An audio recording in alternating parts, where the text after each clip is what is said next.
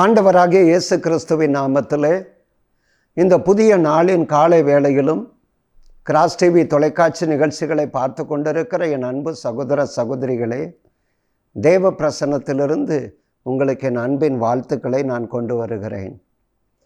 இந்த தீர்க்க தரிசன சத்தம் நிகழ்ச்சிக்கு நான் உங்களை அன்போடு வாழ்த்தி வரவேற்கிறேன்.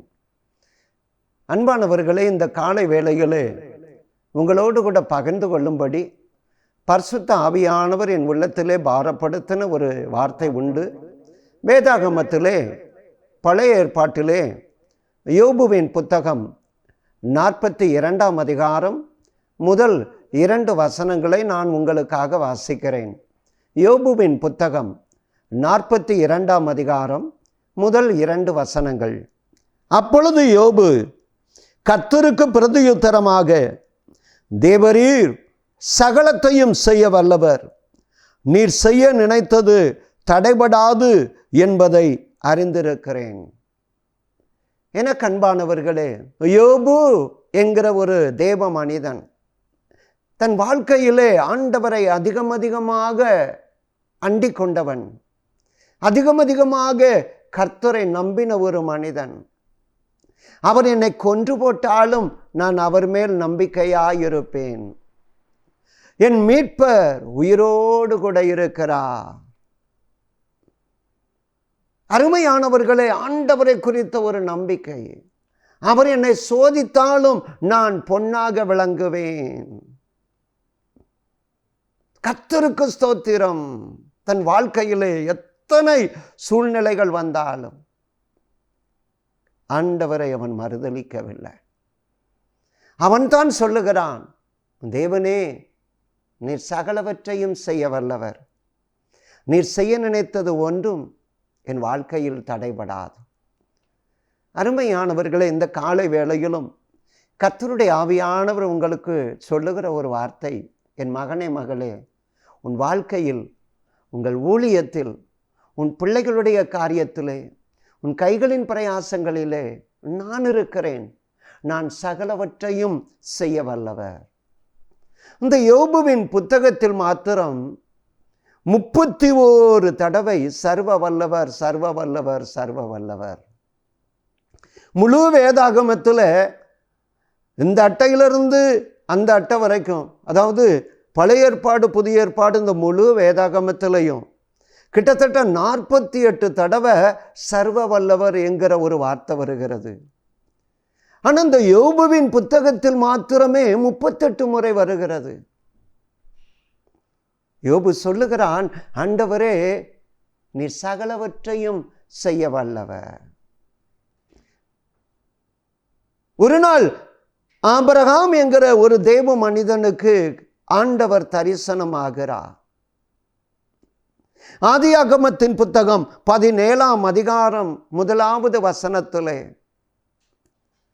அப்படி தரிசனமாகிற தேவன் ஆபிரகாமினிடத்தில் சொல்லுகிறான், ஆபிரகாமே, நான் சர்வ வல்லமை உள்ள தேவன், நான் சர்வ வல்லமையுள்ள தேவன் ஆபிரகாமே. எவ்வளவு வல்லமை உள்ள ஒரு தேவன் நம்முடைய ஆண்டவர். காற்றையும் கடலையும் இறையாதே அமைதலாயிரு என்று அடக்குகிறவர் அவரால் தான் முடியும். சிங்கத்தின் வாயை ஒரு தூதனை அனுப்பி கட்டி போட அவரால் தான் முடியும். மரித்து 4 நாளாக கல்லறையில் வைக்கப்பட்ட மனிதனை கல்லறைக்கு முன்பாக வந்து, லாசருவே வெளியே வா.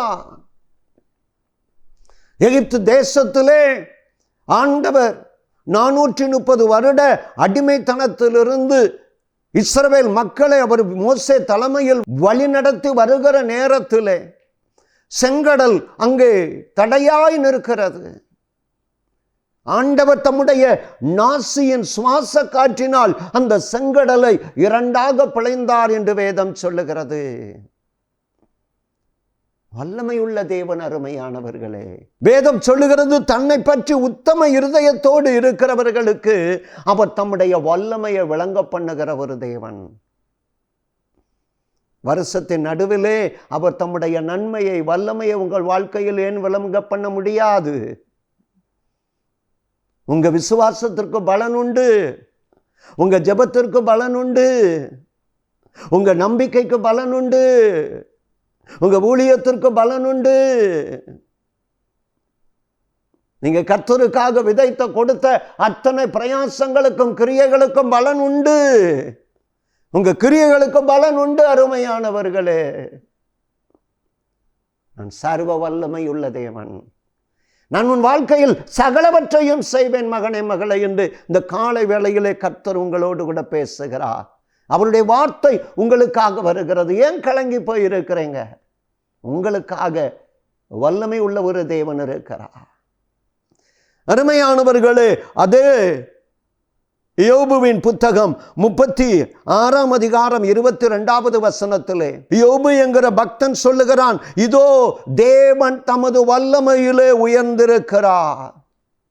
என் தேவன், என் ஆண்டவர் தமது வல்லமையிலே உயர்ந்திருக்கிறார். தம்முடைய வல்லமையினால் அவர் உயர்ந்திருக்கிறார். என்னாகமத்தின் புத்தகம் 14 அதிகாரம் 18வது வசனத்திலே மோசே என்கிற தேவ மனிதன் ஒரு காரியத்தை ஆண்டவருக்கு முன்னதாக சொல்லுகிறான், என் ஆண்டவருடைய வல்லமை பெரிதாய் விளங்குவதாக. இந்த இஸ்ரவேல் மக்களை பாலும் தேனும் ஓடும் கானான் தேசத்திற்கு நான் அழைத்து கொண்டு செல்லுகிறேன். அந்த பொறுப்பை எனக்கு தந்திருக்கிறீர், அந்த ஊழியத்தை தந்திருக்கிறீர். ஆனாலும் ஆண்டவரே, உம்முடைய வல்லமை மாத்திரம் இந்த பாதையிலே எனக்கு பெரிதாய் விளங்குவதாக.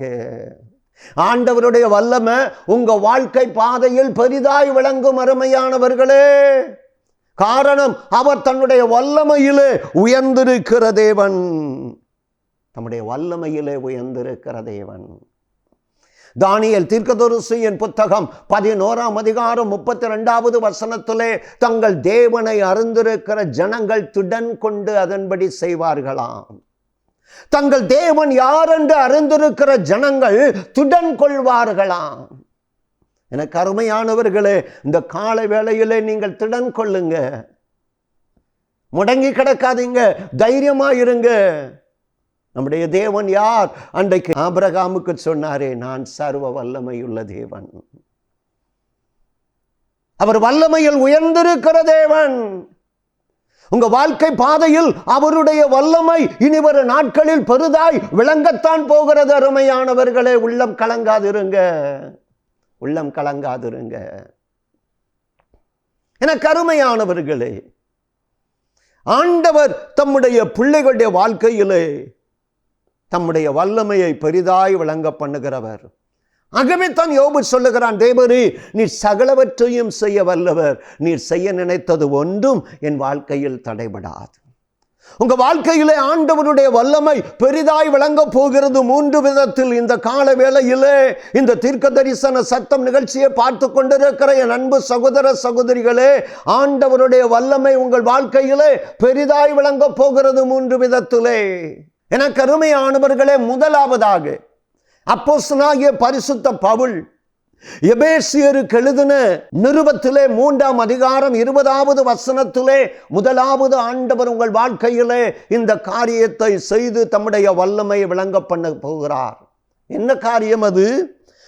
அங்கே 20வது வசனம் எபேசியர் 3:20 நாம் வேண்டிக் கொள்கிறதற்கும் நினைக்கிறதற்கும் மிகவும் அதிகமாக நமக்குள்ளே கிரியை செய்கிற வல்லமையின்படியே நமக்கு செய்ய வல்லவராகியவர்.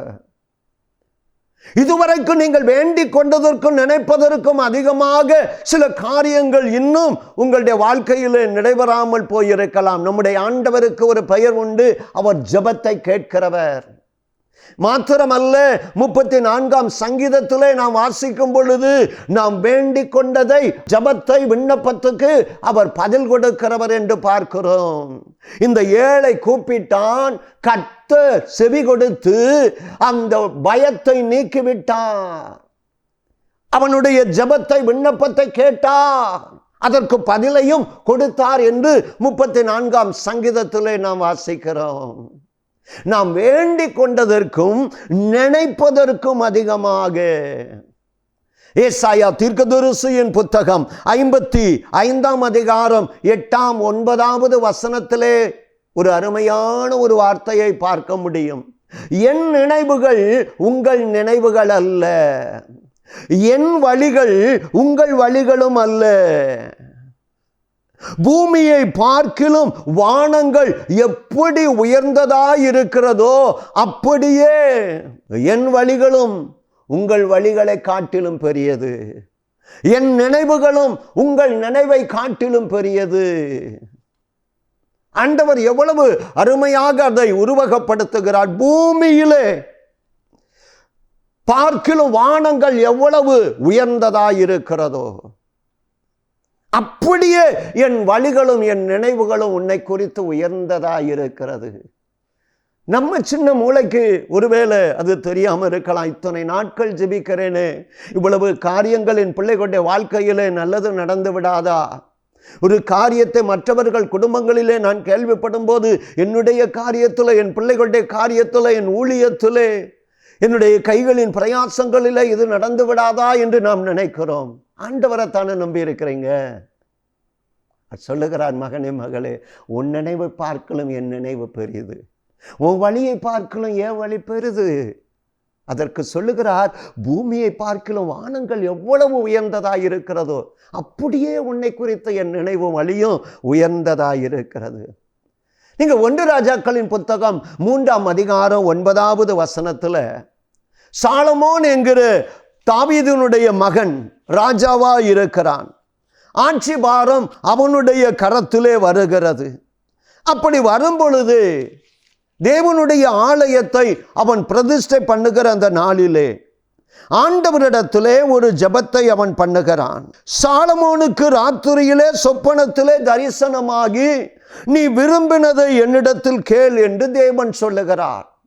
மகனே சாலமோனே, நீ விரும்பினதை என்னிடத்தில் கேள் என்று சொல்லுகிறார். 9வது வசனத்தில் அவன் சொல்லுகிறான், உமது ஜனங்களை நியாயம் விசாரிக்கவும் நன்மை தீமை இன்னதென்று வகையறுக்கவும் எனக்கு ஞானமுள்ள இருதயத்தை தாரும்.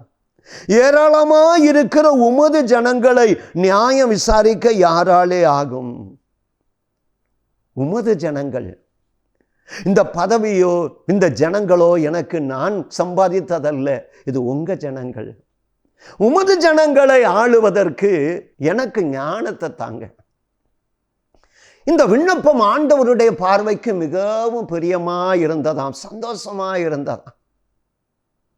அப்ப ஆண்டவர் சொல்லுகிறார் 11வது வசனத்துல, நானே உனக்கு தரிசனமாகி விரும்பினதை கேள் என்று சொல்லுகிறேன். நீ என்ன கேட்டிருக்கலாம்? எனக்கு தீர்க்காயுச தாங்க. 11வது வசனத்திலே, நீ உனக்கு நீடித்த நாட்களை கேட்டிருக்கலாம், கேட்கவில்லை. நீ உனக்கு பணம் காசு ஐஸ்வர்யத்தை கேட்டிருக்கலாம், அதை கேட்கல. உன் சத்துருக்களின் பிராணனை கேட்டிருக்கலாம். யுத்தத்துல சத்துருக்கள் வந்தா எனக்கு வெற்றி கிடைக்க வேண்டும், உன் சத்துருக்களுடைய ஜீவன் என் கையில வரணும் அப்படின்னு கேட்டிருக்கலாம். நீ எதுவுமே கேட்கல, ஞானத்தை கேட்ட. வேதம் சொல்லுகிறது, ஆண்டவராகிய இயேசு கிறிஸ்துவுக்குள் ஞானம் அறிவு என்கிற பொக்கிஷங்கள் அடங்கி இருக்கிறது. அவர்தான் நமது ஞானம் என்று வேதம் சொல்லுகிறது. நீ தெரிந்தோ தெரியாமலோ ஞானம் என்று என்னையே கேட்டு விட்டாயப்பா. தம்முடைய சொந்த குமாரன் என்றும் பாராமல் கிறிஸ்து இயேசுவையே தந்தவர் அவரோடு கூட மற்ற எல்லாவற்றையும் அருளாதிருப்பது எப்படி? நீ இந்த உலக பிரகாரமா எவ்வளவோ ஆப்பர்ச்சுனிட்டி, எவ்வளவோ வாய்ப்புகளை நீ கேட்டிருக்கலாம். வாய்ப்புகள் இருந்தது, எவ்வளவோ கேட்டிருக்கலாம். ஆனா நீ ஞானத்தை கேட்ட. இன்னைக்கு பிள்ளைகள் புதிய கல்வி ஆண்டிற்குள்ளே போயிருக்கிறாங்க. குடும்பத்தை நிர்வாகம் பண்ணணும், தொழிலை நிர்வாகம் பண்ணணும், ஊழியத்தை நிர்வாகம் பண்ணணும். ஞானம் ஞானம். அப்ப ஆண்டவர் சொல்லுகிறார், மகனே நான் உனக்கு ஞானத்தை தருகிறேன். 12வது வசனத்துல 1 ராஜாக்கள் 3:12 நான் உனக்கு ஞானத்தை தருகிறேன். ஆனா 13வது வசனம் தான் ரொம்ப முக்கியம். இதுவும் அன்றி நீ கேளாத ஐஸ்வர்யத்தை மகிமைய உனக்கு தருகிறேன். நாட்களில் இருக்கிற ராஜாக்களில் ஒருவனும் உனக்கு சரியானவன் இருப்பதல்ல. கடற்கரை மணலை போல வெள்ளி அவன் காலத்தில் இருந்ததாம். வெள்ளி ஒரு பொருளாகவே எண்ணப்படவில்லை. அந்த அளவுக்கு தேவன் அவனை ஆசீர்வதித்திருந்தார். அவன் ராஜ்யபாரம் அமைதியாயிருந்தது. நம்ம வேண்டிக் கொண்டதற்கும் நினைப்பதற்கும் அதிகமாக செய்கிறவர் பார். நம்முடைய ஆண்டவருக்கு பரந்த இருதயமும் பெரிய கரங்களும் தான் இருக்கிறது. அவர் தனது கையை திறக்க சகல ஜீவராசிகளும் நன்மையினால் நிரம்பும். அந்த கை நமக்காக திறக்காதா? பாருங்க, அன்னாள் என்கிற ஒரு மகள் தேவனுடைய ஆலயத்தில் போய் அழுகிறா, மனம் கசந்து. 1 சாமுவேலின் புத்தகம் 1ஆம் அதிகாரம் 10வது வசனத்தில், ஆண்டவரே கற்பத்தின் கனி இல்லை மலடி என்கிற நிந்தனையான பேச்சு. குடும்பத்தில் உள்ளவர்களால் நான் விசனப்படுத்தப்பட்டவளாய், நான் மனமுடிந்தவளாய் வருகிறேன். ஆண்டவரே, நீர் எனக்கொரு ஆண் பிள்ளையை தருவீர் என்று சொன்னாள். அந்த பிள்ளையை நான் உமக்காகவே நான் ஒப்பு கொடுக்கிறேன் ஊழியத்திற்கு. அதற்கு பிறகு அவளுக்கு பிள்ளை உண்டாகுமா, பிறப்பு இருக்குமா என்று தெரியாது, நிச்சயம் இல்லை. அந்த ஜெபத்துக்கு தான் பதில் வந்து ஆண்டவர் ஆண் பிள்ளையை தருவாரா என்கிற நிச்சயமும் அவளுக்கு தெரியாது. ஆனா தேவ சமூகத்திலே அவருடைய இரக்கத்திற்காக, அவருடைய கடாட்சம், அவருடைய காருண்யம், இரக்கம், கிருபைக்காக அவள் கெஞ்சி அழுகிறார், இருதயத்தையே ஊற்றுகிறார். அவள் என்ன சொல்லுகிறார்? 1 சாமுவேலின் புத்தகம் 1ஆம் அதிகாரம் 27, இந்த பிள்ளைக்காக நான் விண்ணப்பம் பண்ணினேன். நான் கர்த்தரிடத்தில் கேட்ட என் விண்ணப்பத்தின்படி அவர் எனக்கு கட்டளையிட்டார். ஆகையால் அவன் கர்த்தருக்கென்று கேட்கப்பட்டபடியால் அவன் உயிரோடு இருக்கும் சகல நாளும் அவனை கர்த்தருக்கே ஒப்பு கொடுக்கிறேன் என்று ஆலயத்தில் ஆண்டவரை பணிந்து கொண்டு அந்த பிள்ளையை ஒப்பு கொடுக்கிறாள். நம்முடைய ஆண்டவர் வேண்டிக் கொள்வதற்கும் நினைப்பதற்கும் அதிகமாக கிரியை செய்கிற தேவன். என்ன நடக்கிறது? 2ஆம் அதிகாரம் 21, அப்படியே கர்த்தர் அன்னாளை கடாட்சித்தார். அவள் கற்பம் தரித்து 3 குமாரரையும் 2 குமாரத்திகளையும். 6 பிள்ளைகள். ஒரு பிள்ளையை கர்த்தருக்கு கொடுக்கிறாள், ஆண் பிள்ளையை சாமுவேல. ஆனால் பிறகு 5 பிள்ளைகளை ஆண்டவர் கொடுக்கிறார். உங்கள் கிரியைகளுக்கு பலன் உண்டு, உங்க ஜெபத்திற்கு பலன் உண்டு. வேண்டிக் கொள்வதற்கும் நினைப்பதற்கும் அதிகமாய் கிரியை செய்கிறவர். ஒருவேளை நம்முடைய ஜெபத்திற்கு பதில் வர தாமதம், நம்ம நினைச்சதற்கு மாறாக சில காரியங்கள் நடைபெறாமல் இருக்கலாம். ஆனா நீங்க நாம் ஆராதிக்கிற தேவன் சர்வ வல்லமையுள்ள தேவன். அவருடைய வல்லமை பெரிதாய் விளங்கும். அவர் தம்முடைய வல்லமையிலே உயர்ந்திருக்கிற ஒரு தேவன். அருமையானவர்களே, உள்ளம் கலங்காதீங்க. வேண்டிக் கொள்வதற்கும் நினைப்பதற்கும் அதிகமாக உங்க வாழ்க்கையிலே கிரியை செய்ய வல்லமை உள்ளவர் நம்முடைய ஆண்டவர். கடந்த ஆண்டிலே எங்களுடைய ஆலயத்திலே ஒரு அன்பின் விருந்தும் ஆலய பிரதிஷ்டை பண்டிகையும் நடந்து கொண்டிருந்தது. ஆலய மைதானத்திலே அன்பின் விருந்து அசனம் நடந்து கொண்டிருக்கிறது. நான் கர்த்தருடைய ஆலயத்தினால் வரக்கூடிய நன்மைகளை குறித்து, கர்த்தருடைய ஆலயத்துக்கு வந்த மக்களை பார்த்து ஆண்டவர் என்னென்ன அற்புதங்களை செய்தார், அல்லது அந்த ஆலயத்திலே நம்பி வந்த மக்களுக்கு, ஜெபித்த மக்களுக்கு ஆண்டவர் எப்படியெல்லாம் நன்மை செய்தார், ஆலயத்தின் நன்மைகளை குறித்து. அந்த அசன விருந்து, அந்த அன்பின் விருந்திலே அநேக மக்கள் அந்த மைதானத்திலே உணவருந்து கொண்டிருக்கும் பொழுது நான் ஆண்டவருடைய வார்த்தையை அங்கே சாப்பிட்டு கொண்டிருந்த மக்களுக்கு நான் பகிர்ந்து கொண்டிருந்தேன். அப்பொழுது ஒரு சகோதரனும் வாகனத்தில் போனவர்கள் இறங்கி வந்தார்கள். அவர்கள் என்னுடைய நண்பர், மத்திய அரசாங்கத்திலே பணிபுரிந்து கொண்டிருந்த ஒரு சகோதரன். அண்ணன், உங்கள் சத்தம் கேட்டு நாங்கள் காரிலிருந்து இறங்கி வந்தோம், நீங்கள் முதல்ல அன்பின் விருந்திலே சாப்பிடுங்கள் என்று சொல்லி அவர்கள் சாப்பிட வைத்தேன். அதற்கு பிறகு அவர்கள் என்னிடத்தில் வந்தார்கள். எனக்கு ஒரு விண்ணப்பம். அவர்கள் ஆண்டவரை அறியாத ஒரு பின்னணியத்திலிருந்து வந்தார்கள். அரசாங்க பணியிலே, நல்ல பொறுப்புள்ள பணியிலே வேலை செய்கிற தங்கள் மகனுக்கு ஒரு ஏற்ற ஒரு துணை, ஏற்ற ஒரு வாழ்க்கை துணை, ஒரு மகள், ஒரு மருமகள், எங்கள் பிள்ளைக்கு ஒரு வரன் அமைய வேண்டும். ஆலயத்து நன்மைகளை குறித்து நாங்கள் சாப்பிட்டு கொண்டிருக்கும் போதே நீங்கள் சொன்னீங்க, ஆண்டவர் எங்களுக்கு ஒரு அற்புதத்தை செய்யணும், வாருங்கள் என்று சொல்லி அவர்களை அழைத்து ஆலயத்திலே அவர்களுக்காக ஜெபித்து அனுப்பினேன். இந்த வருடமும் அதே போல எங்களுடைய ஆலயத்தில் அந்த பிரதிஷ்டை பண்டிகை நடக்கும் பொழுது என்னுடைய நண்பருக்கு ஃபோன் பண்ணுகிறேன். பிரதர், எங்கள் ஆலயத்தில் பிரதிஷ்டை பண்டிகை அன்பின் விருந்து போன முறை வந்தீங்க, உங்களை ஜெபித்து அனுப்புனேன், இந்த முறையும் நீங்கள் வந்துருங்க பிரதர் அப்படின்னு சொல்லும்போது, அண்ணா உங்களுக்கு தான் நான் ஃபோன் பண்ண நினச்சிக்கிட்டு இருந்தேன், உடனே வீட்டுக்கு வாங்க. எதற்கு அழைக்கிறார்? உடனே வீட்டுக்கு வாங்க, என் வீட்டுக்கு வாங்க. ஒரு 5-6 கிலோமீட்டரு அவ்வளவு டிஸ்டன்ஸில் தான் அவங்க வீடு. அவங்க வீட்டிற்கு நான் போகும் பொழுது சந்தோஷமாக அவர்கள் என்னை வரவேற்று, அண்ணன், கடந்த முறை உங்கள் ஆலயத்தில் அந்த அன்பின் விருந்து அசன பண்டிகையிலே என்னை அழைத்து உபசரித்து என்னை ஜெபித்து அனுப்பினீர்கள். உங்கள் பிள்ளைக்கு தேவன் ஒரு நல்ல ஒரு வாழ்க்கை துணையை உண்டாக்குவார். மனிதன் தனிமையாக இருப்பது நல்லதல்ல, ஏற்ற துணையை தருவேன் என்று சொல்லி, அப்படியே தேவன் நல்ல ஒரு குடும்பத்திலே நல்ல ஒரு மகளை என் மகனுக்கு மணமகளாக எங்கள் குடும்பத்துக்கு மருமகளை தந்தார். ஆனால் இன்னொரு சந்தோஷம், என் மருமகள் அவருடைய குடும்ப வாழ்க்கையை ஆசீர்வதித்து இன்றைக்கு நிறைமாத கர்ப்பிணியாக இருக்கிறாள். இன்றைக்கு அவளை மருத்துவமனைக்கு பிரசவத்துக்காக நாங்கள் அழைத்து செல்லுகிறோம். நீங்கள் ஜெபம் பண்ணுங்க. அடுத்த பிரதிஷ்டை பண்டிகை, அடுத்த ஆலய நாள், பிரதிஷ்டை நாள், அதே அசன பண்டிகை நாளிலே திருமணமும் முடிந்து ஒரு கற்பத்தின் கனியை கொடுத்து பிரசவத்திற்காக அவளை ஜெபிக்க அழைத்தார்கள். ஜெபித்தேன். அடுத்த நாள் சுக பிரசவத்திலே அழகான ஒரு பெண் குழந்தையை அந்த மகள் பெற்றுக்கொண்டாள். திருமணத்திற்காக ஜெபித்தார்கள். ஆனால் அந்த ஒரு வருடத்தில் திருமணமும் முடிந்து ஒரு பேர குழந்தையையும் அவர்கள் அதே நாளிலே பார்ப்பதற்கு கர்த்தர் கிருபை கொடுத்தார். எவ்வளவு நல்ல ஆண்டவர்! நல்ல குடும்பத்தை சேர்ந்த ஒரு மகளை தேவன் தெரிந்து கொடுத்தார். இன்னைக்கு நாங்கள் வேண்டிக் கொண்டதற்கும் நினைப்பதற்கும் அதிகமாக கிரியை செய்கிற தேவன் இருக்கிறார். உள்ள கலங்காதீங்க, அவர் பட்சபாதம் உள்ள தேவன் அல்ல. ஒரு நாள் ஆதியாகமத்தின் புத்தகம் 45ஆம் அதிகாரம் 27வது வசனத்திலே, தன்னை விட்டு இழந்து போன மகன் யோசேப்புக்காக தகப்பன் யாக்கோபு அழுது கொண்டே இருக்கிறார். அப்பொழுது அவருக்கு ஒரு செய்தி வருகிறது, உம்முடைய மகன் யோசேப்பு எகிப்திலே பிரதம மந்திரிக்கு ஒத்த ஒரு ஸ்தானத்திலே தேவனால் உயர்த்தப்பட்டு உயிரோடு கூட இருக்கிறான். அவனால் நம்ப முடியவில்லை.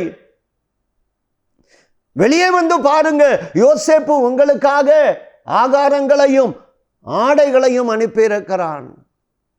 என்னையா, முந்தின அதிகாரத்தில் 42ஆம் அதிகாரம் 43ஆம் அதிகாரத்துல எல்லாம் அந்த சுற்றி இருக்கிற தேசம் எல்லாம் பஞ்சம், என் குடும்பத்துக்கே பஞ்சம், எகிப்திலே மாத்திரம் தானியம் இருக்கு.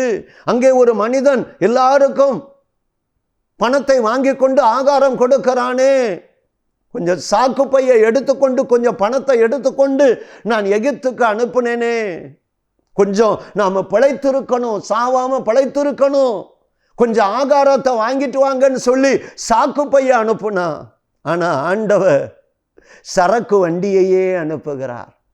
கொஞ்சம் ஆகாரம் நினைச்சா ஆகாரம் மாத்திரமல்ல, அன்ன வஸ்திரங்கள் ஆடைகளும் அவனுக்கு சொந்த பிள்ளை, இழந்த பிள்ளை மூலமாக கர்த்தர் உயர்த்தப்பட்டு கொண்டு வருகிறார். ஆதியாகமத்தின் புத்தகம் 45:27, யோசேப்பு அனுப்பின வண்டிகளை கண்ட பொழுது யாக்கோபினுடைய ஆவி உயிர்த்தது என்று வேதம் சொல்லுகிறது. சாக்கு பைய கொடுத்து அனுப்புகிறான் எகிப்திற்கு. இதுல கிடைச்சா போதும்னு நினைச்சான். ஆனா ஆண்டவர் சரக்கு வண்டியையே அவன் வீட்டு வாசலிலே அனுப்புகிறான். உன் மகனை நான் ஆசீர்வதித்திருக்கிறேன் பார். ஆண்டவருக்கு பெரிய இருதயமும் பெரிய கரங்களும் இருக்கிறது. அருமையானவர்களே, நம்முடைய நினைவுகள் நம்முடைய வழிகள் அல்ல. வேண்டிக் கொள்வதற்கும் நினைப்பதற்கும் அதிகமாக கிரியை செய்கிற ஒரு தேவன் உண்டு. அவருடைய வல்லமை உங்கள் வாழ்க்கையிலே, பிள்ளைகள் வாழ்க்கையிலே பெரிதாய் விளங்கும். உள்ளங்கலங்காதீங்க. நம்முடைய வாழ்க்கையிலே அந்த வல்லமையுள்ள தேவன் முதலாவது வேண்டிக் கொள்வதற்கும் நினைப்பதற்கும் அதிகமாக செய்ய வல்லவர். இரண்டாவது, அவர் எப்படிப்பட்ட வல்லமையுள்ளவர்? நம்முடைய ஆண்டவர் உங்களுடைய வாழ்க்கையிலே எப்படிப்பட்ட காரியங்களை செய்து தம்முடைய வல்லமையை விளங்க பண்ண போகிறாராம். எபிரேயருக்கு எழுதின நிருபம் 2ஆம் அதிகாரம் 18வது வசனம், ஆதலால் அவர் தாமே, இயேசு தாமே சோதிக்கப்பட்டு பாடுபட்டதினால் அவர் சோதிக்கப்படுகிறவர்களுக்கு உதவி செய்ய வல்லவர். உதவி செய்வதிலே வல்லவர். நம்முடைய ஆண்டவருக்கு ஒரு பெயர், அவர் எபினேசர். இம்மட்டும் கர்த்தர் உதவி செய்தார். வருஷங்களின் நடுவிலே உங்களுக்கு உதவி செய்ய மாட்டாரோ? இதுவரை உதவி செய்த தேவன் அல்லவா? அவர் எபினேசர் அல்லவா? உங்களுக்கு உதவி செய்ய மாட்டாரோ? இம்மட்டும் கர்த்தர் உங்களுக்கு உதவி செய்தார். இம்மட்டும் கர்த்தர் உங்களுக்கு உதவி செய்தார். அவர் உதவி செய்கிற தேவன். அருமையானவர்களே, இன்னைக்கு ஏதோ ஒரு விதத்துல உதவி சகாயம் உங்களை விட்டு அகன்று போய்விட்டதோ, கர்த்தர் உங்களுக்கு உதவி செய்ய வல்லமை உள்ள ஒரு தேவன். சங்கீதத்தின் புத்தகம் 22 அதிகாரம் 24வது வசனத்திலே, உபத்திரப்படுகிற பிள்ளைகளுடைய உபத்திரவத்தை அற்பமாய் எண்ண மாட்டார், அவர்களை அருவருக்க மாட்டார். தம்மை நோக்கி ஜனங்கள் கூப்பிடும் பொழுது அவர் செவி கொடுக்கிற தேவனா. இன்னைக்கு ஏதோ ஒரு உபத்திரவத்தின் பாதையிலே இருக்கலாம். அன்றைக்கு யூத ஜனங்களுக்கு ஆமான் என்கிற ஒரு மனிதன் மூலமாக உபத்திரவங்கள் வந்தது. இந்த மொர்தெக்காய்க்கு இரவு முழுவதும் ஒரு பெரிய தூக்கு மரத்தை அவன் ஆமான் செய்து கொண்டிருக்கிறான். வேதம் சொல்லுகிறது, எஸ்தரின் புத்தகம் 9ஆம் அதிகாரம் 1 வசனத்திலே, இஸ்ரவேல் மக்களை எந்த நாளிலே அவர்கள் பகைஞர்கள் மேற்கொள்ளலாம் என்று நினைத்தார்களோ அதே நாளிலே இஸ்ரவேல் மக்களுக்கு ஒரு வெளிச்சமும் விடுதலையையும் தேவன் அனுப்புகிறார். களிப்பு, மகிழ்ச்சி. அந்நாளிலே தானே எதிரிகளை இஸ்ரவேல் மக்கள் மேற்கொண்டார்கள் என்று வேதம் சொல்லுகிறது. தீமையை நன்மையாய் முடிய பண்ணுகிற தேவன். அருமையானவர்களே, 1 கொரிந்தியரின் புத்தகம் 10ஆம் அதிகாரம் 13வது வசனம் சொல்லுகிறது, நம்முடைய திராணிக்கு மேலாக நம்மை சோதிப்பதற்கு அவர் இடம் கொடுக்க மாட்டார். யோபுவின் புத்தகம் 6ஆம் அதிகாரம் 9வது வசனத்திலே, ஆண்டவரே உம்முடைய கண்களிலே எனக்கு கிருபை கிடைச்சதுன்னா ஒரே துண்டா என்னை வெட்டி போடுங்க. யார் சொல்லுகிறா? யோபு என்கிற ஒரு மனிதன். 1 ராஜாக்கள் 19:4 எலியா என்கிற தேவ மனிதன் சொல்லுகிறான், போதும் கர்த்தாவே, என் ஆத்துமாவை எடுத்துக்கொள்ளும்.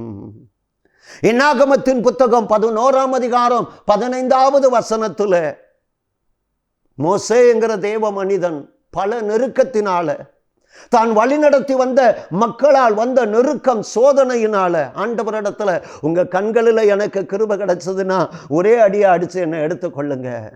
இந்த மக்களையெல்லாம் நானா பெற்றேன். எப்பக்கத்திலும் நெருக்கப்பட்டும் நம்மை ஒடுங்கி போக விடாத ஒரு தேவன் இருக்கிறார். உள்ளம் கலங்காதீங்க. திராணிக்கு மேலாய் சோதிக்கப்பட இடம் கொடுக்காத ஒரு தேவன் நமக்கு உண்டு.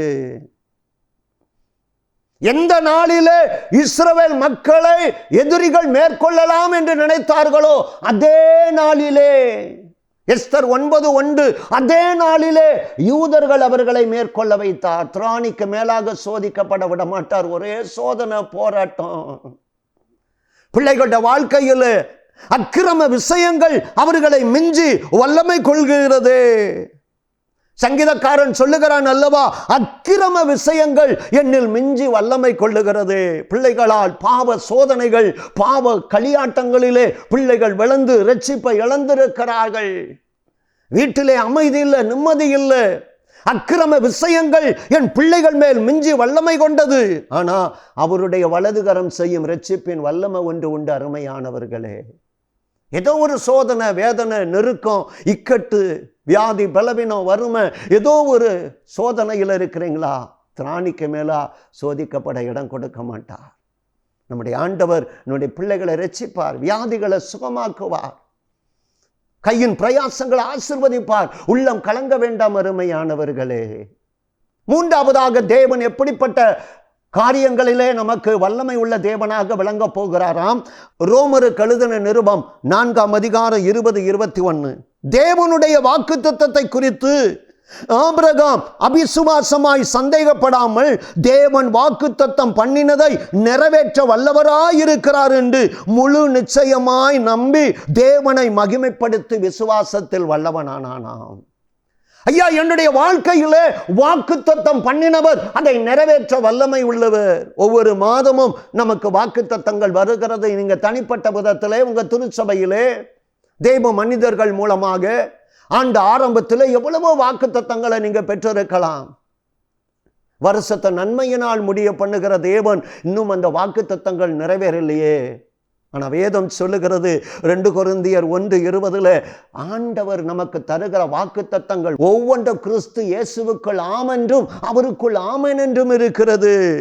ஏசாயா 55:10-11, மாரியும் உறைந்த மழையும் வானத்திலிருந்து இறங்கி அவ்விடத்திற்கு திரும்பாமல் பூமியை நனைத்து அதில் முளை கிளம்பி விளையும்படி செய்து விதைக்கிறவனுக்கு விதையையும் புசிக்கிறவனுக்கு ஆகாரத்தையும் கொடுக்கிறது போல அப்படியே என் வாயிலிருந்து புறப்படுகிற வசனம் இருக்கும்.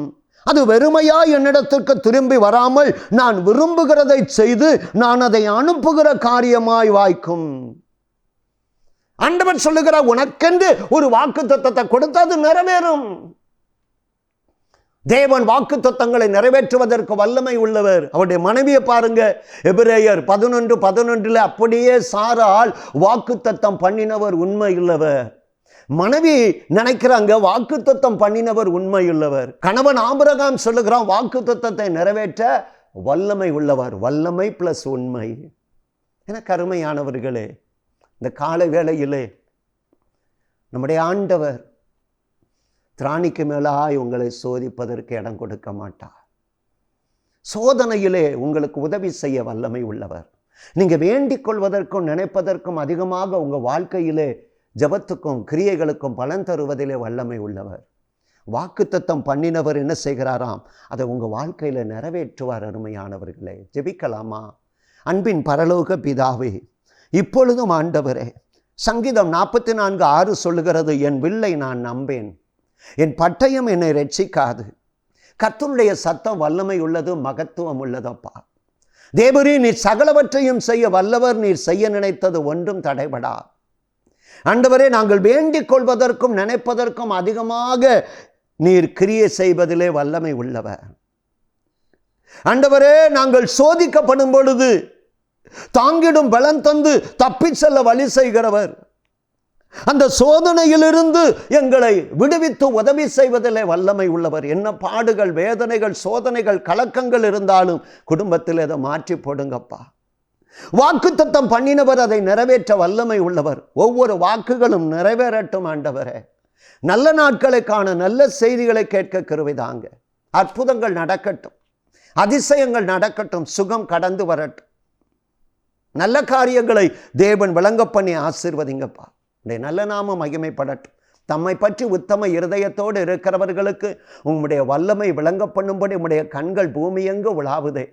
இன்றைக்கு நீர் அவர்களுக்கு நன்மை உண்டாக உம்முடைய கண்ணையும் கரத்தையும் வைப்பீராக.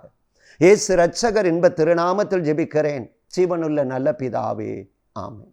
God bless you. கர்த்தர் உங்களை ஆசீர்வதிப்பார்.